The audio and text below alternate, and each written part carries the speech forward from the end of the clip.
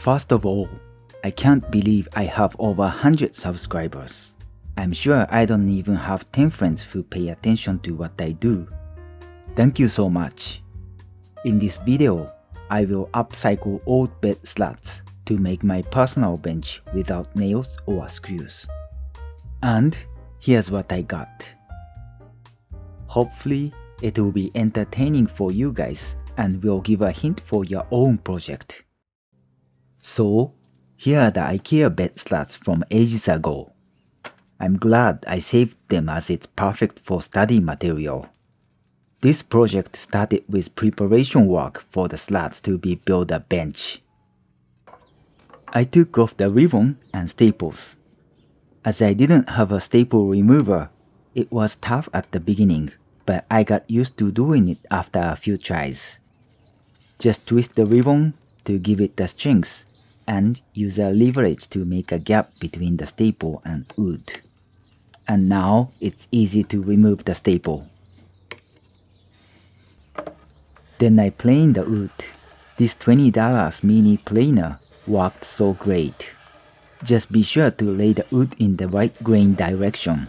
If you plane the wood in the wrong direction, the wood never gets flat. I didn't have to plane them, but I did it for my experience. I really learned the importance of the grain direction. Then I sanded the surface.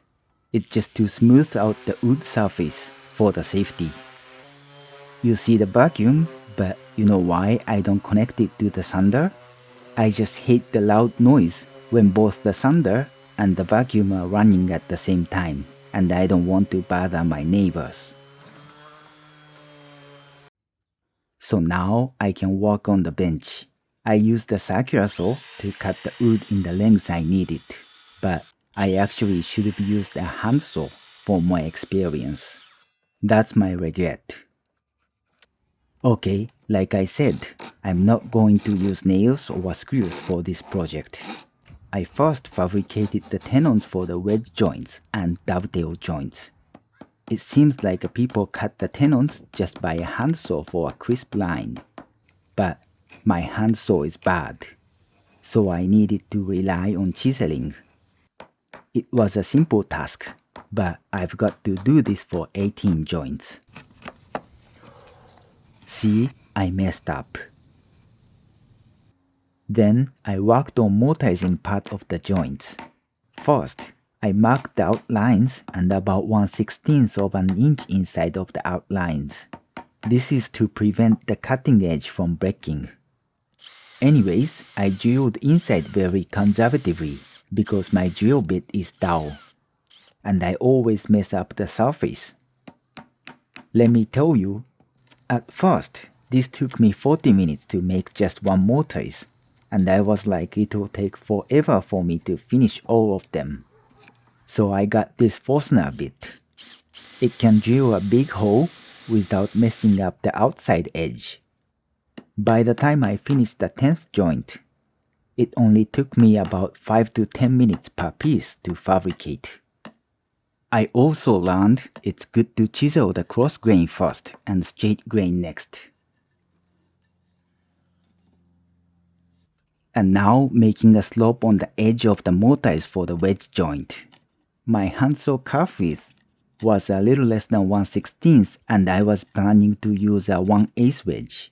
I made about a 5 to 10 degree slope from 1/16 out of both top and bottom edge. This is the wedges. I used a 1/8 cherry leftover piece from the past project. Well, if you know woodworking, you might have realized I had a significant design flaw. I was gonna make all tenon mortise joints as wedge joints, but like the piece shown now, because of the grain direction, it will be split if I put the wedge in.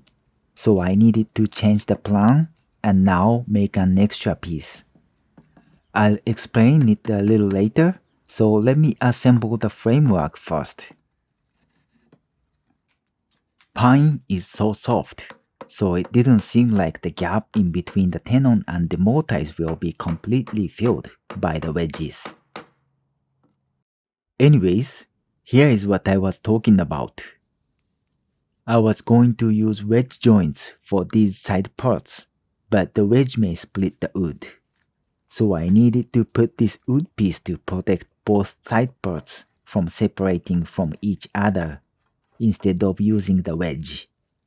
For the bottom one, I just hope the tenon and mortise will be good enough. I'm also putting balls here to support the weight. Now trimming the joints by saw and planer. My saw isn't a flush trimming saw and it made a little saw marks on the wood, but it's alright. Then I put a mix of sawdust and glue to fill the little gap in the joints. Moving on to making the benchtop slats, I chamfer the edges by the planer. Then I was fabricating the joint part of the slats. As I generally can't speak fast, the information I can fit in the video is like less than half of what I want to share from my experience. So, let me try to go fast from here. I'm planning to use 9 slats for the top of the bench, but by this time, my chiseling speed is so much faster, and with the Forstner bit, I didn't feel it was a painful task at all. Now, it's time to glue them on the bench frame. Each slat has the 3 grooves, and they are wider than the actual frame width. That made me able to align all the slats on the bench vertically. For horizontal way, there is a tight fit joint in the middle, so it won't move side to side, but just in case I put my favorite popsicle sticks as a spacer. After the glue dried, I'm fixing them by dowels, so first I marked where I want to insert dowels and drill holes on them. Next, I cut dowels and adjusting the dowel size by shaving and sanding. Finally, this is the fun part, hammering. I really need a trim saw or it may scratch the face of the wood. It's almost there. I need to sand the surface now and put oil. I love Howard products. I wanted to pour oil on the surface very smoothly, like YouTubers, but this is the reality. The sound is from oil bottle, not me. Let me go back to my normal speed and let's see the final product side by side. Here's what I got. Honestly, I designed this bench just to experience and learn many joints, but I kind of like the design. The dovetail looks okay considering this is my second time doing it, and my first time was only a 1/4 inch thick small piece in the last video. There was a real tiny gap, but it doesn't bother me at all. Here is my first time wedge joints. I think I needed to consider the wood softness to make room for the wedge or the gap won't be closed all the way. Well, at least the tenon and the mortise fabrication were good enough. See, it's snug. But like I said, this side design is a complete failure as far as joinery. I should have just used this joinery for all other joints on the side. Then the side wouldn't have looked this messy and I didn't have to glue these balls either. Just in case, I put the dowel here so it may help the board from moving the sideway. Here is the bench top. I like how it looks, but I should have considered the grain direction of the dowels. If they are uniform, it would have looked better. There were definitely lots to learn, and for me, it was a great study project. And hey, this is all from the bed slats that were going to be thrown away. I don't like to waste stuff, so. Thank you so much for watching. I would be happy if you liked the video and happier if you subscribe to this channel.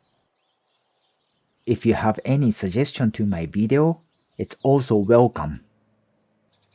See you.